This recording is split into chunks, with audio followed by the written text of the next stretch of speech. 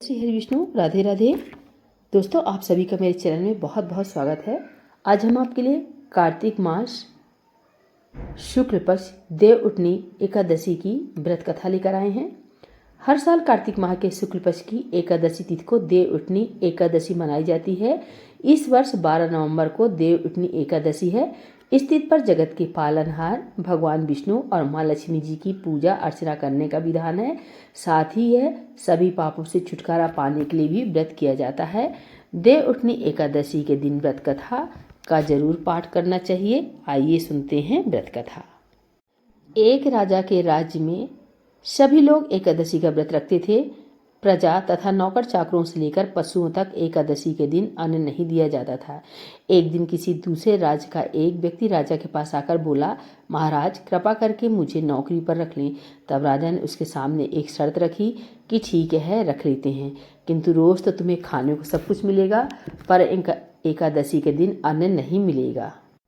उस व्यक्ति ने उस समय हाँ कर ली, पर एकादशी के दिन जब उसे फलाहार का सामान दिया गया तो वह राजा के सामने जाकर गिड़गिड़ाने लगा, महाराज इससे मेरा पेट नहीं भरेगा, मैं भूखा ही मर जाऊंगा, मुझे अन्न दे दें। राजा ने उस शर्त की बात याद दिलाई, पर वह अन्न छोड़ने को राजी नहीं हुआ। तब राजा ने उसे आटा दाल चावल आदि दिए। वह नित्य की तरह नदी पर पहुंचा और स्नान कर भोजन पकाने लगा। जब भोजन बन गया तो वह भगवान को बुलाने लगा, आओ भगवान, भोजन तैयार है।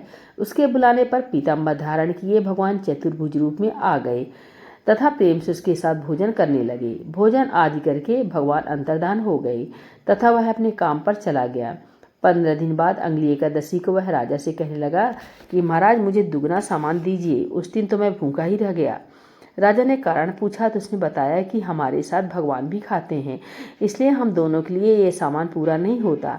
यह सुनकर राजा को बड़ा आश्चर्य हुआ। वह बोला, मैं नहीं मान सकता कि भगवान तुम्हारे साथ खाते हैं। मैं तो इतना व्रत रखता हूँ, पूजा करता हूँ, पर भगवान ने मुझे कभी दर्शन नहीं दिए। राजा की बात सुनकर वह बोला, महाराज यदि विश्वास न हो तो साथ चलकर देख लें। राजा एक दिन पेड़ के पीछे छिपकर बैठ गया। उस व्यक्ति ने भोजन बनाया तथा भगवान को शाम तक पुकारता रहा, परंतु भगवान न आए।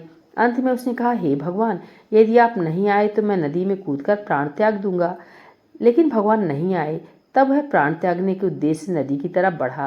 प्राण त्यागने का उसका दृढ़ इरादा जान शीघ्र ही भगवान ने प्रकट होकर उसे रोक लिया और साथ बैठकर भोजन करने लगे। खा पीकर वे उसे अपने विमान में बैठाकर अपने धाम ले गए। यह देख राजा ने सोचा कि व्रत उपवास से तब तक कोई फायदा नहीं होता जब तक मन शुद्ध ना हो। इससे राजा को ज्ञान मिला। वह भी मन से व्रत उपवास करने लगा और अंत में स्वर्ग को प्राप्त हुआ। एकादशी की